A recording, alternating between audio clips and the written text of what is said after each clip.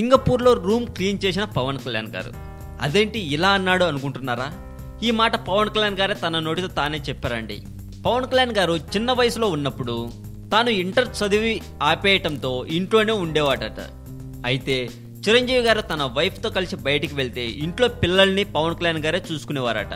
అలా ఉండేదట పవన్ కళ్యాణ్ గారి పరిస్థితి. అయితే రాక పవన్ కళ్యాణ్ గారికి సింగపూర్ వెళ్లే అవకాశం వచ్చిందట అన్నయ్య వదినతో కలిసి. అక్కడ చాలా చూడాలి అని ప్రిపేర్ చేసుకున్న పవన్ కళ్యాణ్ గారికి మాత్రం షాక్ ఇచ్చారట పిల్లలు. చరణ్ అటు వెళ్తాడట ఇటు వెళ్తాడట, ఒక్క చోట నిల్చునేవాడు కాదట. అందువల్ల పవన్ కళ్యాణ్ గారు చరణ్ని వెంట పెట్టుకుని చూసుకునేవాడట. అంతేగాక పవన్కి బాగా కోపం వస్తే చరణ్ని పక్కకి పిలిచి గట్టిగా గిచ్చేవారట. అయితే చరణ్ ఏది పడితే అది తినేసి రూమ్లో ఎలా పడితే అలా వేసేవాడట సింగపూర్లో.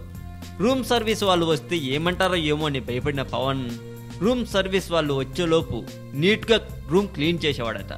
అలా నా విలువైన సమయాన్ని చరణ్ లాగేసుకున్నాడు అని చెప్పుకొని ఒకానొక సమయంలో నవ్వుకున్నాడు కూడా పవన్ కళ్యాణ్ గారు.